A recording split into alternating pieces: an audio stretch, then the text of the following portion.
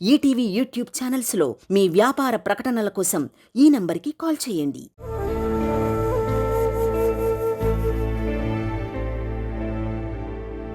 అందర్నీ అడిగానని చెప్పు. పెట్టేయాలా? ఇంకా ఏమైనా చెప్పాలా? కానీ నేనింకా ఏం చెప్పలేదే. మాట్లాడేది బూత్ నుండేగా, బిల్లొచ్చిన తర్వాతే అర్థమవుతుంది.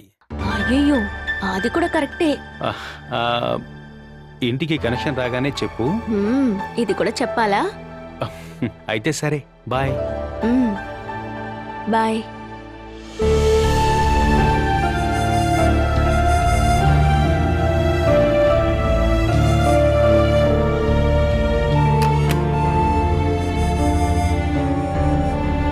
అరే, ఇటు చూసావా? ఇది బాగుందా? ఉండు, నీకు ఇంకో పువ్వు చూపిస్తాను. అదిగో చూడు, అక్కడ ఒక తెల్ల పువ్వు ఉంది. చూసావా? చూసావా? అదిగో చూడు. జయా, చూడు, తెల్ల పువ్వు చూసావా? జయా, అమ్మ ఇప్పుడు వచ్చేస్తుంది. అరే, ఏంటి తల్లి? పిల్లని చూసుకోవడానికని చెప్పి ఒకరికి జీతం వచ్చి ఇక్కడ నిలబెట్టావు కదా, ఎక్కడికి వెళ్ళారు? ఆవిడ అమ్మకి వంట నేర్పిస్తున్నారు. మీ అమ్మకి తెలియని వంట ఆవిడకేం తెలుసని? పనస పండు హల్వా. ఏంటి? పనస పండు హల్వా వాళ్ళ ఊరు రెసిపీ అనుకుంటా. పనస పండు, బియ్య పిండి, చక్కెర, నెయ్యి, యాలకుల పొడి, మంచి జీడిపప్పు, ఇన్ని ఇంగ్రీడియంట్స్ అమ్మతో చెప్పేటప్పుడు విన్నాను. ఆహా, వింటుంటేనే చాలా బాగుందనిపిస్తుంది. మన ఇంట్లో ఎందుకు ఇవన్నీ చేయట్లేదు? వంటగదిలో ఎటువంటి ఎక్స్పెరిమెంట్స్ చేయకూడదని వచ్చిన రోజే ఆవిడతో చెప్పేశాను. ఇలా చూడండి, మన ప్రాణాలతో మనం ఆడుకోలేం కదా. అది కూడా కరెక్టే. చూడు, అటు చూడు, ఎవరొచ్చారో. మీ చిన్నమ్మ వచ్చేసింది. ఏడో బాకు నాన్న. ఆహా, చిట్టి తల్లి ఎప్పుడొచ్చారు? కాసేపు అయింది. పిన్ని వెళ్ళి డ్రెస్ మార్చుకుని వస్తాను, సరేనా? తల్లి వచ్చేస్తాను చూడు. ఓరోరే,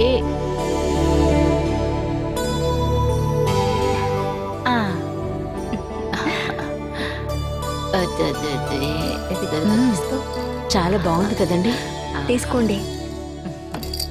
సూపర్. నువ్వు ఇది ఎక్కడ నేర్చుకున్నావమ్మా? నేను ఊర్లో జేమ్స్ డాక్టర్ వాళ్ళ ఇంట్లో పనిచేసేటప్పుడు వాళ్ళ అమ్మగారు నేర్పించారు.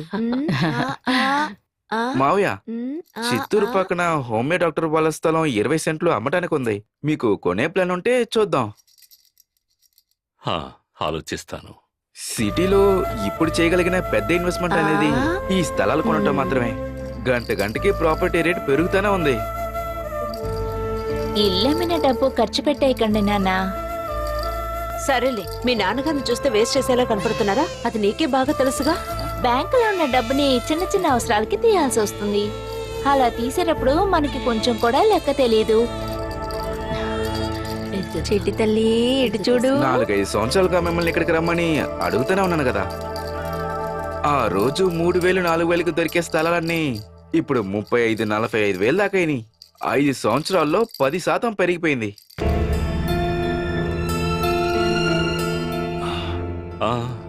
ఆలోచిస్తాను, టైం ఉంది కదా.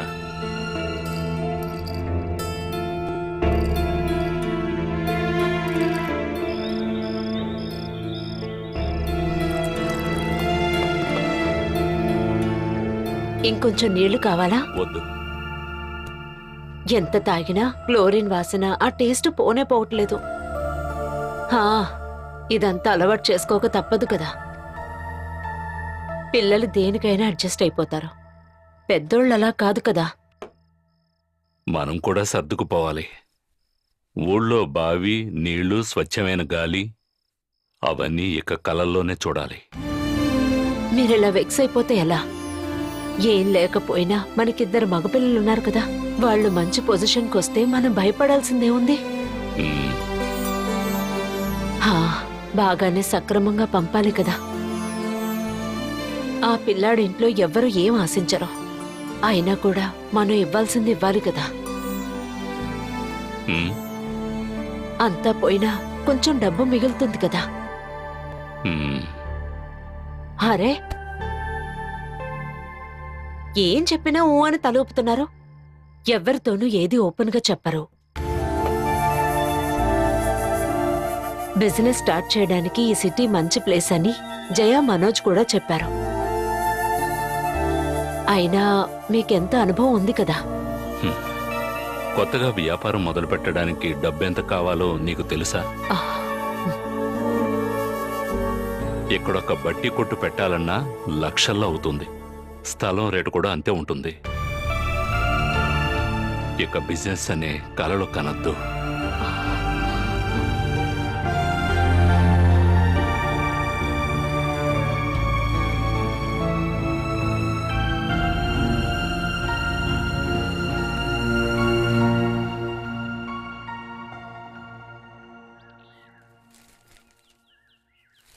మిస్టర్ జయచంద్ర, ఆ?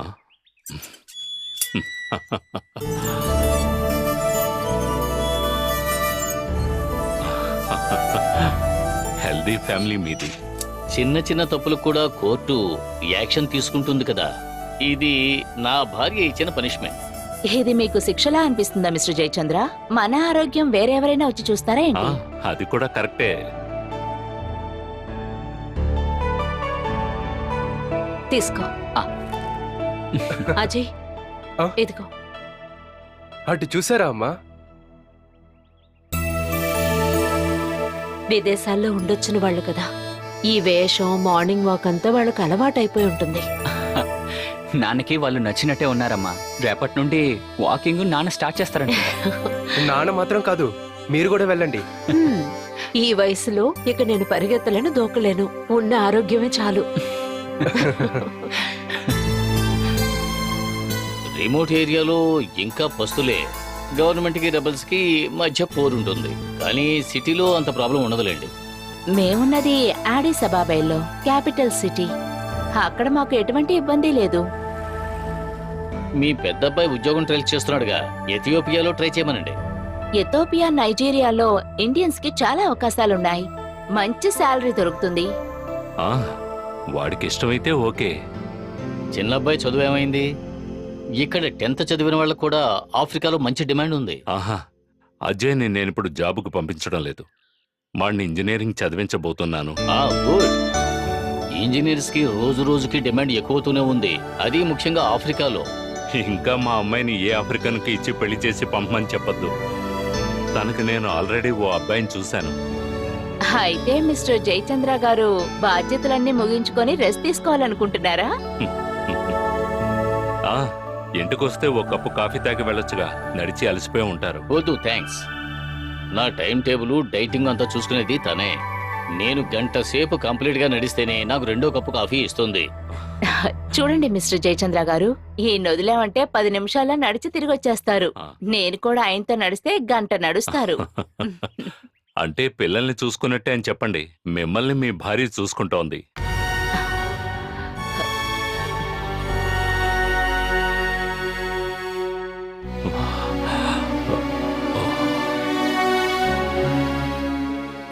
Okay mister Jayaprakash. Oh sorry, Jayachandran కదా, మర్చిపోయాను. సరే, కలుద్దాం.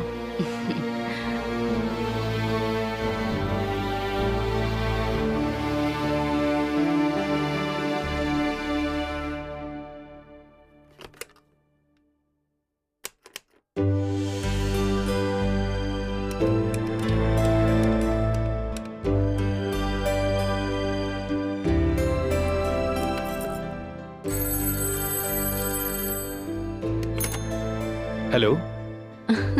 హలో, నేను బాలని. మంచి టైమింగ్. 1 నిమిషం అయి ఉంటే బయటికి వెళ్ళిపోయి ఉండేవాణ్ణి. నాకు తెలుసు, అందుకేగా నేను ఇప్పుడు కాల్ చేసింది. ఎలా తెలుసు? ఒక విధమైన మ్యాజికల్ టెలిపతి అనుకోండి. ప్రేమించే వాళ్ళకి మాత్రమే తెలిసిన ఒక మంత్రం అది. నేనిప్పుడు ఎక్కడి నుంచి కాల్ చేస్తున్నానో తెలుసా? ఆ, మీ ఇంట్లో నుండి. కనెక్షన్ వచ్చేసిందిగా. అరే, మీకెలా తెలుసు? ఇది కూడా ఒక రకమైన మ్యాజికల్ టెలిపతి అనుకో. కనెక్షన్ రాగానే ప్రాణం వచ్చినట్టుగా ఉంది. ఇక రోజు మీతో మాట్లాడొచ్చు కదా. నేను పంపించిన లెటర్స్ అన్ని వచ్చాయా? వచ్చిని, ఎప్పుడో వచ్చిని. మరి సమాధానం ఏం రాలేదు? రాయలేదా? ఆ, మళ్ళీ రాద్దాం అనుకొని అలాగే మర్చిపోయాను. సారీ బాలా. మ్మ్, నా మీద మీకు అంతే ప్రేమ నాకు తెలుసు. ఇక లెటర్ రాయాల్సిన అవసరం లేదుగా, ఫోన్ వచ్చేసింది కదా. అవును, నీ కంప్యూటర్ చదువు ఎలా సాగుతోంది? క్లాస్ స్టార్ట్ అయిందా? లేదు, నెక్స్ట్ వీక్ నుంచి వెళదామని నా ప్లాన్. త్వరగా స్టార్ట్ చేయి, ఊరికే ఉండి టైం వేస్ట్ చేయొద్దు. మ్మ్. మీ జాబ్ విషయం ఏమైంది? ఏం అవ్వలేదు. ఇక నుండి విదేశంలో ట్రై చేద్దాం అనుకుంటున్నాను. అందుకు ముద్దు బిడ్డని మీ అమ్మా నాన్నలు ఊరు వెళ్ళడానికి ఒప్పుకుంటారా? అదంతా ఏమీ చూడడం లేదు. మంచి జాబ్ దొరికితే ఎక్కడికైనా వెళ్ళడానికి నేను రెడీ. వెళ్ళేటప్పుడు నన్ను కూడా తీసుకువెళ్తారా? నిన్ను తెచ్చుకోవడానికే కదా నేనింత కష్టపడేది.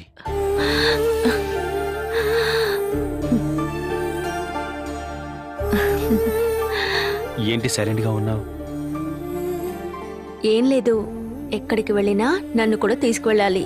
ట్రైన్కైనా ఫ్లైట్కైనా టికెట్లు 2 తీసుకోవాలి. ఇది కూడా బాగుంది. కానీ ఇప్పటికీ ఒక లాటరీ టికెట్ తీసుకుంటా, దానికి 10 రూపాయలు చాలు కదా. లాటరీ టికెట్ తీసుకునేలా ఉంటే మన ఇద్దరికి కలిపి ఒకటి చాలు.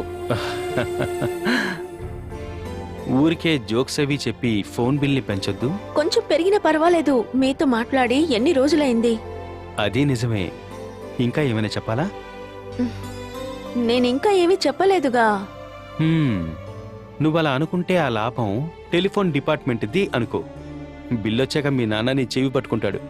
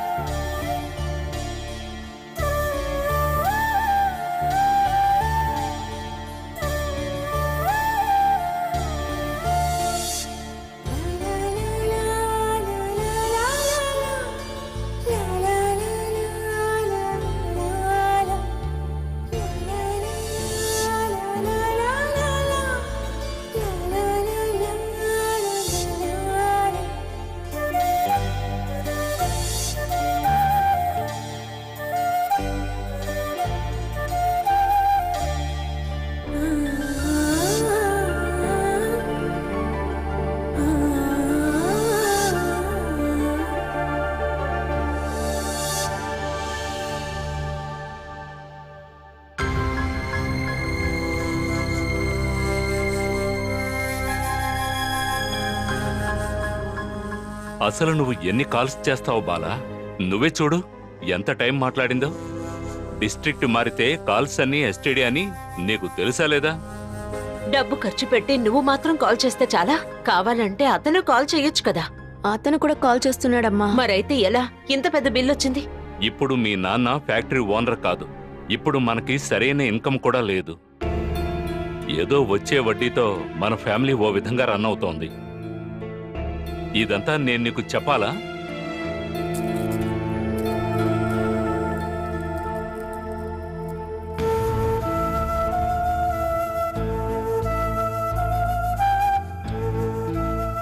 ఆయన్ని ప్రీతిని నేను రోజు చూస్తూ ఉన్నాను. సడన్ గా ఇక్కడికి తీసుకొచ్చేశారు. అలాంటప్పుడు నేను మాట్లాడడం తప్ప? అంత మాట్లాడుకోవడానికి ఏముందే? నువ్వు సూరజ్ పెళ్లి ఎప్పుడైనా చేసుకోవచ్చని మేము ఒప్పుకున్నాం కదా. అది ఎవరు దాటేస్తూ వచ్చారు? ఉద్యోగం దొరకలేదు, అందుకే కదా. దానికి ఎవరు ప్రయత్నించాలి? అతనే కదా. మనం ఇంటికొచ్చి ఎన్ని నెలలయ్యిందో తెలుసా? అతను ఇక్కడికి ఒక్కసారైనా వచ్చాడా? అక్కడున్నప్పుడు పదే పదే వాళ్ళింటికి వెళ్తూ ఉండేదానివి. ఇక్కడికైనా రావాలి కదా. సూరజ్ వస్తాడు. ఎప్పుడు? తను రావాలనుకునుంటే ఈ పాటికొచ్చి ఉండాలి. ఇక్కడ ఎన్ని ఇబ్బందులు పడ్డాం. ఒక్కసారైనా వచ్చాడా? లేదు కదా. ఈ పెళ్లి జరుగుతుందో లేదో నాకు అనుమానంగా ఉంది. అమ్మా,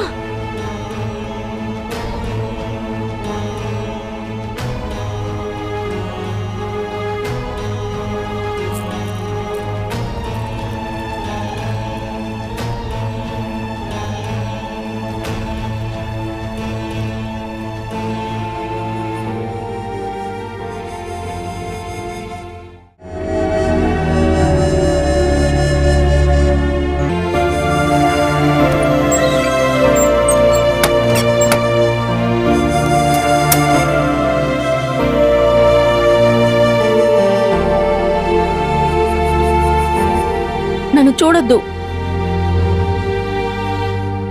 నేను తిట్లు తిన్నాక నీకు తృప్తిగా ఉందా? మేమిద్దరం ఒకరికొకరం ఫోన్లో మాట్లాడడం కూడా తప్పేనంట. దానికి టెలిఫోన్ వాళ్ళు పెద్ద బిల్లు పంపించారు. దూరంగా ఉండే ప్రేమికుల కష్టాలు దుఃఖాలు టెలిఫోన్ వాళ్ళకేం తెలుసు? ఇన్ని రోజులైనా ఆయనకొక్కసారి ఇక్కడికి రావాలనిపించిందా? ఒక్కసారి కూడా రాకపోవడం వల్లేగా అమ్మ అలా అడిగారు. నేనిక ఎవరిని కాల్ చేయను, బలవంతం పెట్టను. అతనే కాల్ చేసుకొని ప్రేముంటే రానివ్వు.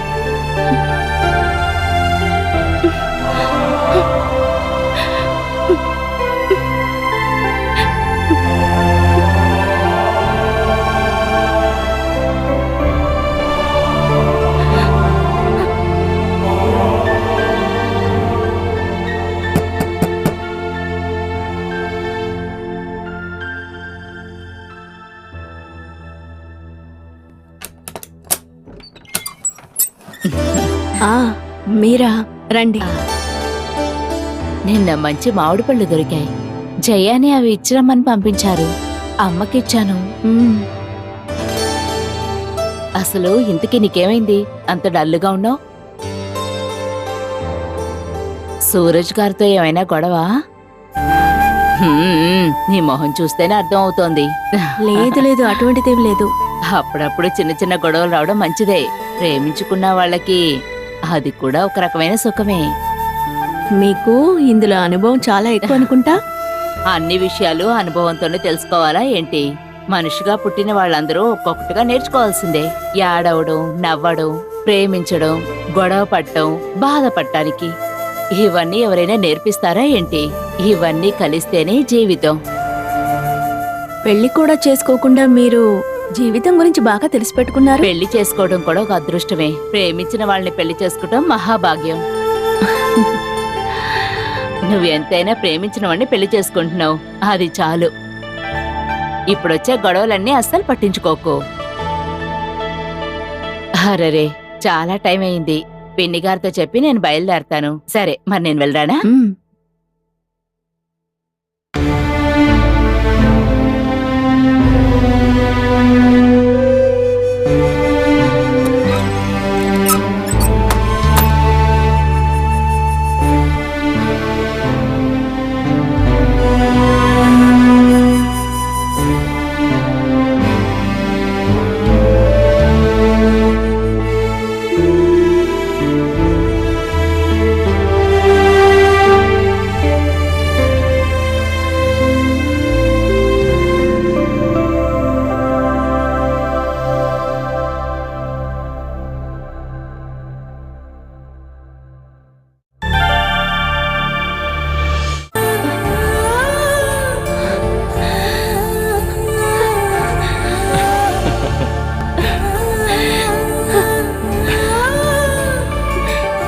సూరజ్,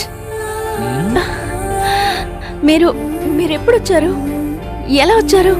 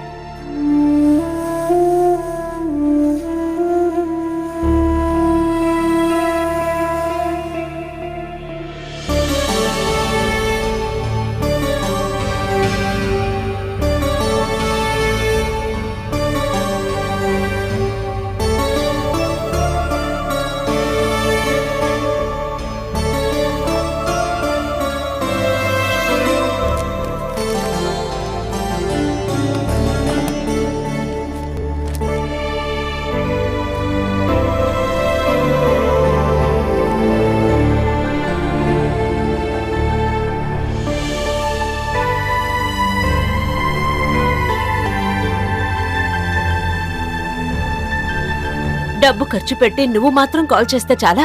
కావాలంటే అతను కాల్ చేయొచ్చు కదా. ఈ పెళ్లి జరుగుతుందో లేదో నాకు అనుమానంగా ఉంది.